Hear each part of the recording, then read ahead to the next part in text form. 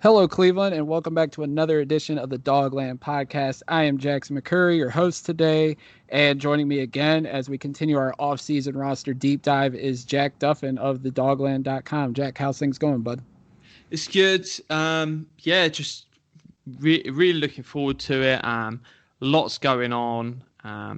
It's just an exciting time. So many different directions. It's pretty much unique for the Browns in terms of an off season. We all remember the year Baker got drafted. The entire year was about a discussion between four players. It was like, which of these four quarterbacks are you going to draft? And that was it. There was nothing else to discuss. We remember last season, it was pretty much who's going to be your two offensive tackles? Which one we want in free agency? Which one of these? Was it 5 in the draft? 4 in the draft? 4. Who knows? Yeah. It was so long ago. And whereas this season, it's like you've got 74 different ways which way you're going.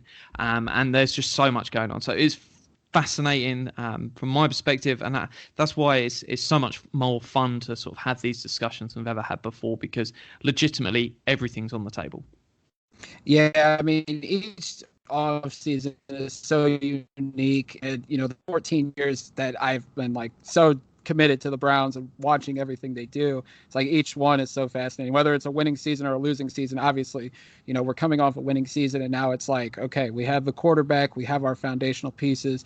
How are we going to turn out tool the rest of this roster? And thankfully, we're not Andrew Berry, Paul DePodesta, and Kevin Stefanski, because I feel like we'd probably need some committed to an insane asylum trying to figure out the rest of this roster. But we're trying our best to try to break all this down. Obviously, like I said on Monday's episode when we reviewed the quarterback room, every Monday, Wednesday, Friday for the next month, we are going to break down the roster position on or position a roster group or position group on the roster. I'm sorry, I'm trying to figure this out with Jack. Jack's written some fantastic work and continues to do so for the Dogland. So on today's episode, we are going to look at running backs and fullbacks, which I know that position is near and dear to Jack's heart. He absolutely loves running backs. So I'm sure he was giddy when he was writing this article over the last week or so.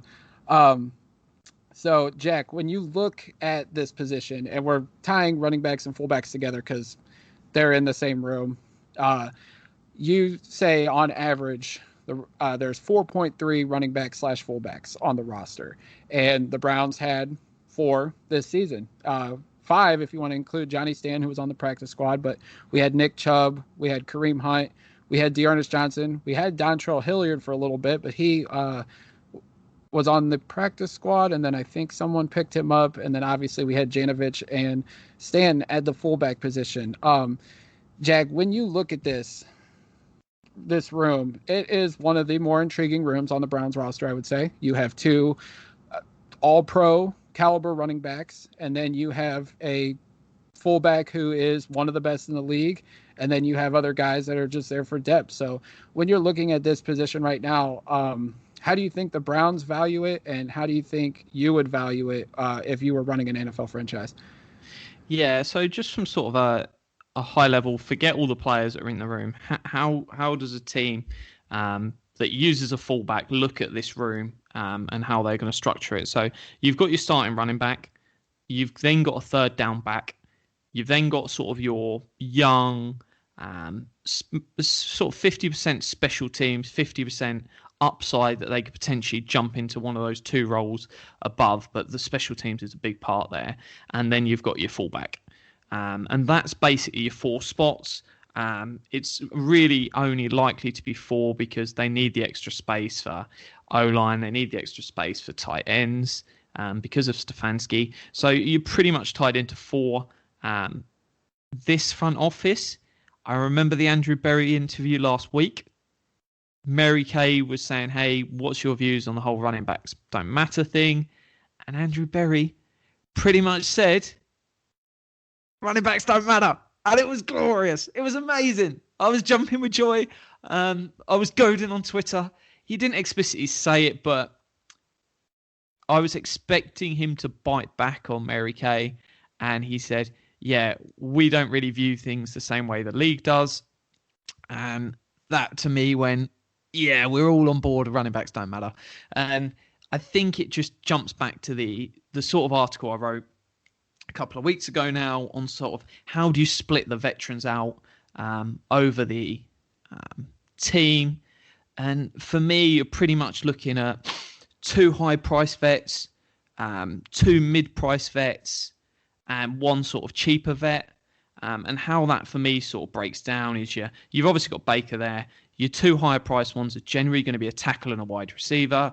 Your mid price guys, one on the interior of the O line and a tight end because of the way Stefanski plays. And then your third one is pretty much a do anything. So it could be O line, it could be an extra wide receiver, it could be an extra tight end, it could be a running back.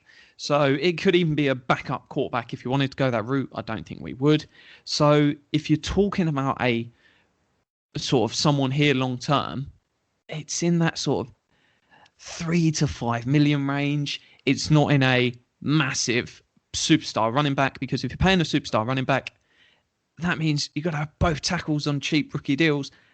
And that's probably not where we're going to be at. We could do it as a team, but I can't see you keeping Nick Chubb and getting rid of Jack Conklin or Jedrick Wills or someone like that after their deals run out. It just doesn't make sense.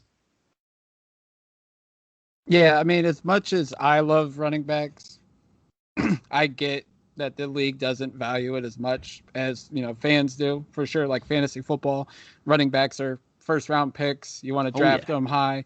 But when it comes to paying them, I'm looking at the board here. I think there's only 6 or 7 running backs that make more than $10 million a year. And we're in a spot going into this offseason where, much like Baker Mayfield's up for an extension, and as we move down the list with this roster deep dive, we'll get to offensive line. We'll talk about Wyatt Teller's extension and Denzel Ward when we get to the cornerback position. Nick Chubb's up for an extension. He was a second-round pick, so after 3 seasons, he's eligible for an extension. Everybody knows how talented he's been. When you're putting up stats that are comparable to Jim Brown and Leroy Kelly and some of the legendary running backs that have donned the orange and brown, and like Chubb's been phenomenal here in his 3 seasons, over 1,000 yards and 2 out of the 3. His rookie year, he got robbed, but that's a whole different story for another day. But he's worthy of an extension. Now, this is where obviously most of, I think, this episode will be the debate. Like, how much are you going to pay Nick Chubb in an extension? How long is that extension going to be? You look at some of the recent deals. Obviously, McCaffrey's getting $16 million a year. Alvin Kamara, $15 million a year. A couple years ago, Zeke got $15 million a year. Dalvin Cook and Derrick Henry and Joe Mixon, those are the last 3 running backs that got paid. And Jack, I know you look at it a percentage, and I'm sure that'll be something you might write about here in the future. What could a Chubb extension look like? Cook got $12.6 million a year. Henry got $12.5. Mixon got $12 million. I would think if you're going to pay Nick Chubb, he's going to be right around that number, because unlike McCaffrey and Kamara, he's not the dynamic playmaker where he can be elite as a receiver. Now, he's made flashes and he's taken steps, but you look at the Kansas City game, he dropped 2 balls in a row. He's not the consistent receiver that those guys are, or even a guy like Nick Chubb, or not Nick Chubb, Kareem Hunt is. So when you look at Chubb and a potential extension, obviously he's going to be here in 2021, but after that, it's all up in the air. Yeah, so it's one that, firstly, if you're going to extend him, you do it this year. And the reason why you do that this year is because the way the signing bonus structures, say you give him a 4-year extension, that's going to split over the current year and the 4 new years. So you're going to lots of those guarantees are actually going to happen in his 4th year, which is going to make him really easy to cut after 2 new years. And any running back deal you're doing, it's a 2-year extension. Forget all of these deals that have come out. Henry, Cooks, Mixon, Kamara, they all look amazing, some of these numbers they throw around, but they're all 2-year deals with option years on the back if they want to keep them around. And so if we look at those sort of 3, 4 that has happened more recently, and there's sort of been a journey. So we had McCaffrey, we had Elliott, we had Gurley, we had Bell. These deals got signed, David Johnson, and they're basically all bust.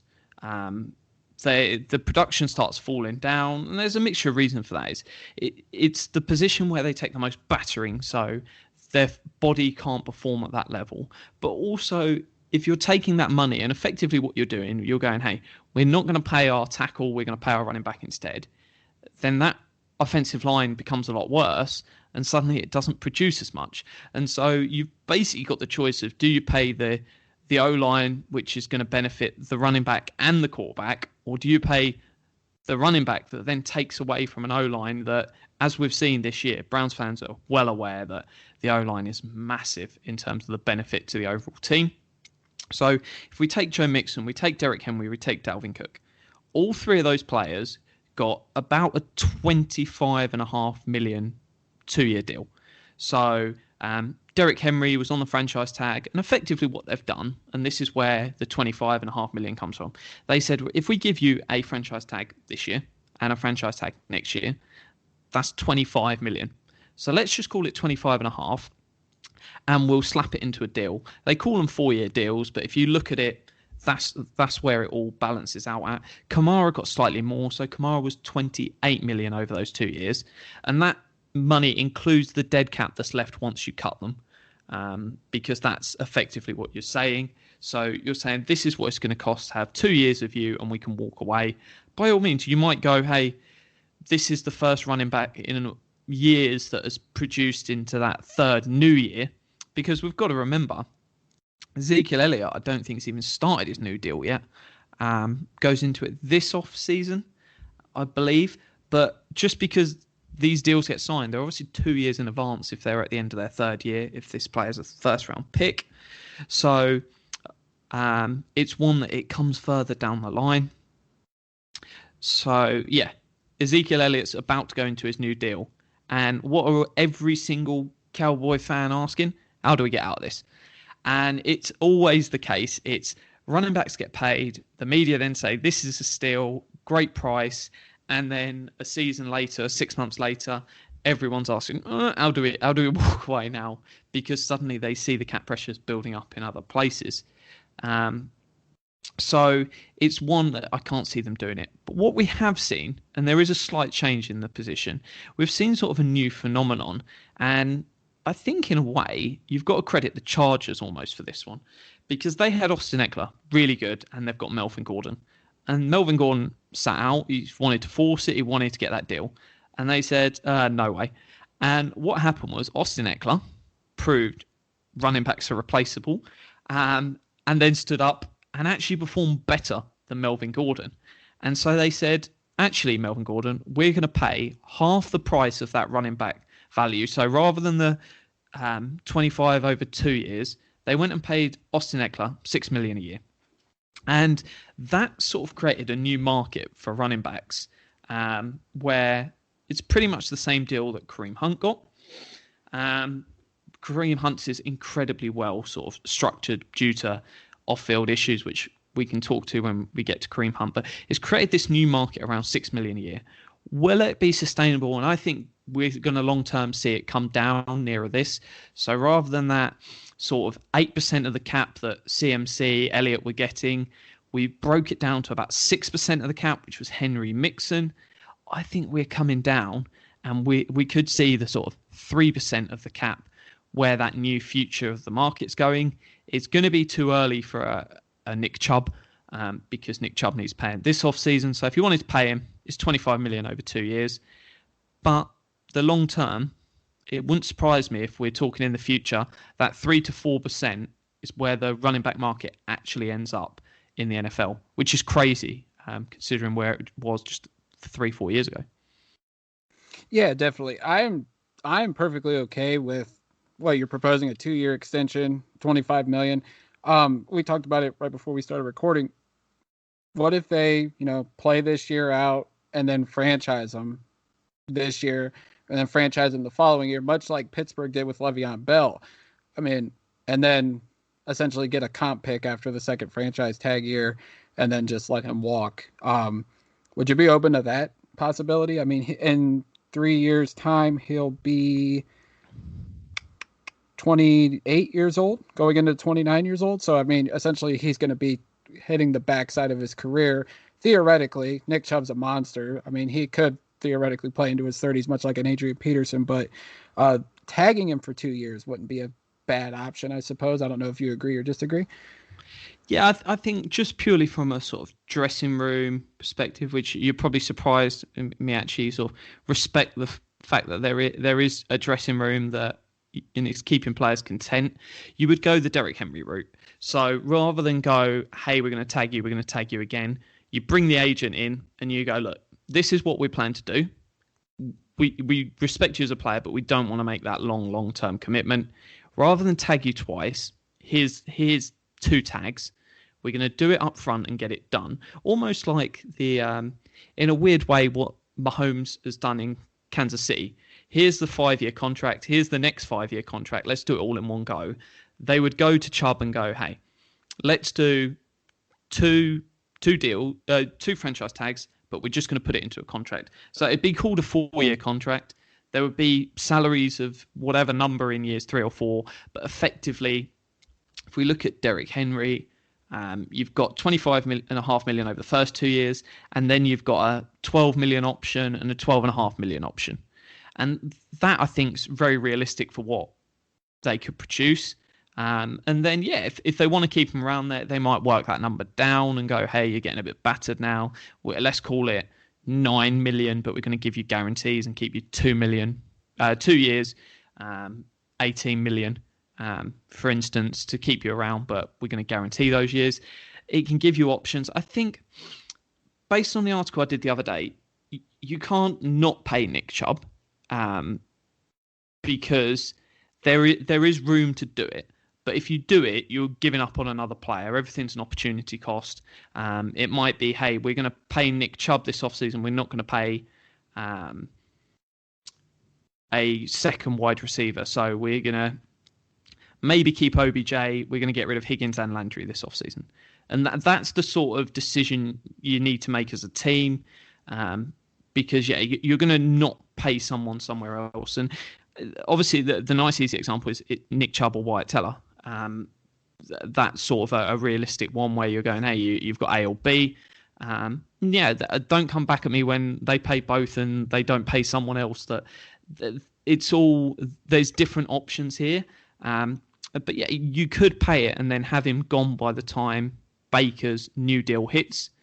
Well, you would get 1 year of it in Baker's new deal. So it wouldn't be insane, but yeah, you could keep him around for 2 years max on top of the one he's got left. So Nick Chubb won't be on the Browns for the, let me get this right, 2024 season. Guaranteed. I can put money on that. He's not going to be here in 2024. Do you let him go after 21 or keep him 2 more years after that? That's the debate. And it also ties into the future of Kareem Hunt. And we'll get on to Kareem Hunt in a second. But I think that's why it was an incredibly smart extension. And it gives some long-term veteran protection to this room. I mean, if we let him go in 2024 after we win 3 straight Super Bowls, I mean, I would be okay. I mean, Nick Chubb would get a statue outside the stadium if that's the case. Like, if he helps us win 3 straight Super Bowls. If you win 3 straight Super Bowls, that's down to a quarterback and not a running back. They don't know that yet. You don't know how it's going to play out. It's facts. but no, I am going to be so fascinated to see how they prioritize these extensions this offseason. Baker's obviously number 1, but then who's number 2? Is it going to be Teller, Ward, or Chubb? And then how does that fall? Because I think Barry would like to keep everybody, but like you've said, sacrifices are going to have to be made. And it's going to be fascinating, A, to see how that unfolds, and then B, how does the fan base react? It doesn't matter how the fan base reacts as long as Barry and them are doing their jobs and we have a consistent winner on the field. I don't care how it gets done because we've seen so much losing for so long. As long as the Browns stay consistently a relevant winning franchise, I could care less who's going to be on the roster. So an interesting one I did put up that just sort of, it gave perfect cap balance. And I know this question really actually upset you, was you can keep option A or option B. So it's spending the same amount of money on one running back and 1 wide receiver. What do you want to do? Do you extend Nick Chubb and keep Rashard Higgins on a new deal, or do you keep Kareem Hunt and Jarvis Landry? Obviously, I'm saying no to both of those options as individually, but that's a really good example of when I say it's opportunity cost. It's A or B. That's the sort of stuff that you're looking at and going, hey, do we want 12.5 million in a running back and 5 million in a wide receiver, or do we want 6 million in a running back and say you renegotiated Jarvis down to 12 million? That's effectively a really, really nice picture of, well, do you put the running back on the big deal and the wide receiver on the small deal, or do you go the other way around? So I think that's a really, really good example of when I say opportunity cost, that's sort of a option A or option B. Obviously, I would take Kareem Hunt and Higgins and save the money, but it's that's a really balanced debate that I was surprised it went 2/3 in the direction of Nick Chubb and Higgins, but it's one that I expected it to be really 50-50. Before we go to Kareem Hunt, I would say that, I mean, Jack, I know you've been a Browns fan for a couple years, but like the way Nick Chubb plays and the way he handles himself, I think Cleveland loves that more because Cleveland is a blue collar, hardworking type of town, and Chubb embodies that because he doesn't talk, he doesn't run his mouth like other players. He just shuts up, works, and does his job. And I feel like that's why, if in that poll, people were saying, yeah, I'd rather pay Chubb and keep Higgins rather than, pay Hunt and Landry like Hunt, which obviously we'll just jump right into it.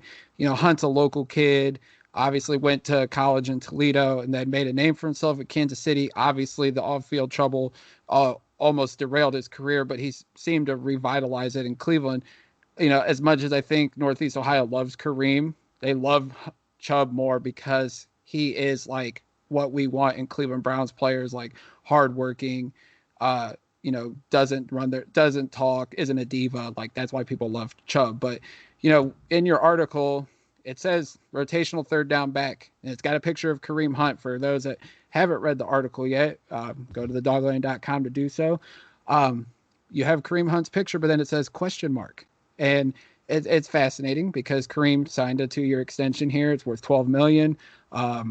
But, you say the deal is tradable. If they extend Chubb, I don't think there's any way they keep both of them. Maybe they do because, theoretically Baker's extension and potentially Denzel Ward's extensions won't be on the books quite yet, and that they'd be able to keep them both at least for 2021 and 2022. Yeah, so Kareem Hunt it's a question mark there because it depends what direction they go. So we'll start with where Kareem Hunt is. So at the moment coming into this season, he's the 11th most expensive running back in the NFL for the 2021 season, which isn't sustainable long-term as a backup running back. And I think he had the RFA tender last year to keep him around. And then there's a 2-year extension of 12 million, so 6 million a year. That keeps him here for he's got a deal that covers the next 2 years. Incredibly tradable, no dead cap, and very, very ridiculously team friendly. Obviously, due to his off-field issues, that's why it's the case. So you've got two different paths. So if you let's go with the other one actually. If you're not going to sign Chubb to a long-term extension, you've got a really super nice transition here. So you've got 2021 season, you've got Chubb and Hunt as your backfield pairing. 2022 season, you've got Hunt and a rookie. So you're not going straight from, let's move on from both, go straight to a rookie. You've got the pair. And then 2023, you've got 2 rookies. And you've almost got a long-term plan that you keep a top 10 running back here for the next 2 years, allows you to throw a couple of darts in the draft. If you want to go really high and draft a running back in the 3rd round, which I think is the highest this front office would be willing to go, that's where you can get to. That's there. But that's sort of where when the 2-year extension for Hunt happened, that's where my head went for this is the plan. On the other side, what do you do if you extend Nick Chubb this offseason? So if they extend Nick Chubb this offseason, the chances are Hunt isn't on the roster next year. Because if he's a top 10 paid running back this year and next year you're paying Nick Chubb 12.5 million, you just can't justify 6 million for the backup, because that's 18 million, which not only would make it the most expensive running back room in the league, that's going to be expensive than several of the wide receiver rooms in the league. And that just isn't plausible in today's NFL. And to be fair, if we looked at this season, it was pretty much one or the other on the field. So the double-headed monster isn't really, in practice, a double-headed monster. It's A or B, and I get keeping them fresh, blah, blah, blah. But that's nothing a draft pick can't do. So if you move on from Chubb, you get on it this year and you trade a 2-year movable deal. And the reason that is because you're just freeing up cap space and you're going, hey, we've signed Chubb long term. Let's try to tie down Higgins to a deal and whatever you say, do with Landry or something else. But I think it's the case of if Chubb gets paid, you probably move on from Hunt. Obviously, that might not happen this offseason and they might trade him next offseason. But I think for that 6 million, you just move this year and just get it done. Yeah, I agree. Because if you're giving me the option, who would you rather give 6 million to at this point? Kareem Hunt or Rashard Higgins? I'd give it to Higgins. I mean, he's worked, he's produced, and I think you can't, like you said, you can't tie down so much money to a running back position if you're extending Nick Chubb. I like Kareem. Like, he's been a model citizen for the most part since he came to Cleveland. He had that arrest last year, but he's been a good player for us. But if you're paying Nick Chubb, there's no way you can keep both at 18 million when you have other positions that you need to address on the roster. And with the cap being limited this year and potentially next year, depending on how this COVID situation shakes out over here in America. Yeah, I like Kareem, but if you can get something for him, move him and then focus on keeping not only Chubb, but trying to keep Higgins, trying to keep somebody else on the roster that you might not be able to, paying both Chubb and Hunt. Yeah, and it just comes to that sort of position of, obviously we don't have to do it this offseason, but we're moving to the spot where you've got Baker and 5 veterans on offense. And I'm not talking if someone, Janovich, which we'll get to in a second, I'm not classing him as one of those 5 veterans. I'm talking 5 proper veteran deals. We're talking your sort of 3 million plus. You can't have 2 of those 5 players as running backs. It's just ludicrous because you're just losing so much talent and going, hey, let's just throw people on rookie deals out there in key spots. So you can pay 1 running back. I'm not saying you can't do it. You just can't pay 2. So it could be a transition where they keep him for 1 more year and then move on in a trade. But I think if you commit to Nick Chubb this offseason, trading Kareem Hunt is the natural thing to do, just to preserve the long-term future of the roster, because lots of people say, hey, go all in this year. Let's look at some of the teams that have gone all in. You've got the Steelers in the last 2 years. You've got the Saints in the last 2 years. You've got the Houston Texans went all in, and look how bad that roster is. Just because you go all in and say, hey, let's win a Super Bowl, you can point to a couple of the teams that might have done it. The Eagles are all in at the moment. You've got loads of these teams that are all in. 90% chance it blows up in your face. I would much rather be sat here going, the Browns have got a 6-year window to win a Super Bowl with Baker Mayfield. A 6-year window. Now that's genuinely exciting. And you're going to need a little bit of luck. Let's be honest. Baker Mayfield is probably never going to out QB Patrick Mahomes. It's going to rely on a little bit of luck. So let's extend that window, what luck looks like. Let's have a 6-year window where we might get lucky, rather than going, hey, let's bet it all on one single season. Yeah, as much as Cleveland wants 1 Super Bowl, after the 1, they're going to be like, well, we want more. If we go all in for 1 and then we don't have the chance to get back to another one, everybody's going to be like, man, we should have listened to Jack Duffin. And that's what the whole Sashi plan wasn't about, trying to win a Super Bowl. And lots of people go, yeah, well, I'll be happy with 1 Super Bowl. It might just be because I've only been a Browns fan. When did Deepa arrive? 4 or 5 years ago. So yeah, I'm only a Browns fan because Paul DePodesta's here. And that's not going to change when he leaves, but he was the reason I chose Browns as a team. But this whole rebuild was about, for me, building a team that is in the playoffs every single year unless your QB goes down. It was about building a team which competes for rings year in, year out. And I don't really mind if, hey, we get to the divisional round 6 years and we only get to one Super Bowl and win it. Doesn't bother me. I want to be competing at that level where I'm not going into the season going, will we make the playoffs? I want to be chatting about, will we make the championship round? Will we make the Super Bowl? Will we win a ring? And that's where the discussions need to go. And you've got to make smart, ruthless decisions to get there. But these are the guys to do it. And if you're getting emotional, get emotional about a quarterback, get emotional about your GM, get emotional about your head coach. Everything else is replaceable. And that seems horrible, but those are the facts.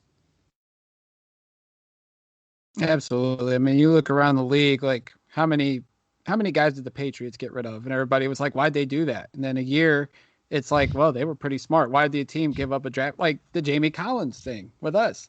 Like we gave up a 3rd-round pick, and it looked like a good move at the time. It looked like a piece that, Sashi Brown was trying to get for the future. We paid him, and then within a year or so, we realized, hey, Jamie Collins isn't that good when he's not with Bill Belichick, and we ended up cutting our losses. So when you look at the rest of the running back room, Dearness Johnson's here. He's got 1 year left on his deal, $850,000. I mean, he'll be here in camp at least. I'm sure they'll probably bring in another running back, whether it's in the draft, a late pick, or a UDFA. The fullback position, Andy Janovich has that locked down. He's one of the top 5 fullbacks in the league. He's only making $1.9 million going into next year, so that's not a bad option either. I wouldn't replace him at this point. I know he's creeping up in age, but it's hard to find good fullbacks, I would say, in the league, especially for this type of scheme. Like, Juszczyk obviously sets the bar, and he gets paid unbelievably, like around $5 million, which is insane for a fullback. But Kyle Shanahan uses him in a variety of ways. He's definitely safe, but then you look at the rest of the depth: Dearness Johnson, Johnny Stanton, and John Kelly. Those guys are all going to be here for camp, but their spots aren't guaranteed for sure. Yeah, so just on that sort of depth running back, 6th, 7th rounder, I call them pre-order UDFAs because that's all it is at that point, or bring in some UDFAs. And it's the position in the NFL where you're most likely to become a above average player as a UDFA. I think it's something like 18% of top 50% running backs in the NFL are UDFAs. I've got a piece coming out on that nearer the draft. So yeah, by all means, add them in. And it doesn't come that much down to Stefanski. It's more down to Prefer. Whoever's the best on special teams gets the job. Janovich, lots of fans are saying, hey, he's not great. We didn't use him much down the line. Doesn't really matter. He's there because he's one of our 5 standout performers on specials. And that's a really, really important spot. So you had years of me saying, don't care about anything about special teams. That's because when you're a rebuilding franchise, special teams isn't the 1% difference that takes you over a win in an odd game. Now it can be that slight difference. Because we've got so many spots on the roster full with talent, those sort of bottom of the roster guys, you need to be special teams. So he's there as just a special teamer that plays a little bit of fullback. Because if you didn't have him, you're just adding a Hilliard, Dearness Johnson type. So you may as well have a top 5 fullback, both at special teams and at being a fullback, according to PFF last year. And no, he's one of our top 5 performers on the Browns. So it wouldn't surprise me if he's here long term. They might just keep signing him up to like $1.5 million a year. Because if he does the business on specials, that's phenomenal for your bottom of the roster guys. Absolutely. Like I said at the top of the show, you guys can check out all of Jack's work over at thedogland.com. He's going to every Monday, Wednesday, Friday. He's going to put out a position group. Monday was quarterbacks. Obviously, today on Wednesday was running backs / fullbacks. And then Friday, which the next time we'll be back for another edition of the podcast, will be the wide receiver position. I'm sure that'll be another fun one as we dive into the pending futures of Odell Beckham Jr. and Jarvis Landry, as well as the rest of the wide receiver room. Jack, before we get on out, go ahead and plug your Twitter and plug everything you got going. Yeah, so you can tweet me at Jack Duffin, DUFFIN. DMs are open. Any cap roster questions, don't ask me X's No's. Jake Burns is your go-to guy if that's what you want to ask a question on. But no, so a podcast over with the Paul Brown podcast as well. Loads of great stuff going on over there. But no, all the writing is at the Dogland. So yeah, some exciting stuff coming out. Really, really can't wait to chat wide receiver room. It's the most diverse, different routes we can go out of any position room. I think I come out with, is it 8 different directions? We'll find out on Friday. But they could literally go so many different ways. And that makes it probably the most fascinating discussion we're going to see in this entire offseason. Absolutely. And I'm looking forward to sitting down with you later on Friday and chatting it up. So as always, you can follow me on Twitter at JackMcCurry08. Follow the site at the Dogland as well as thedogland.com. Go check out all of Jack's work. He's fantastic at what he does. And with that, until next time, go Browns. Go Browns.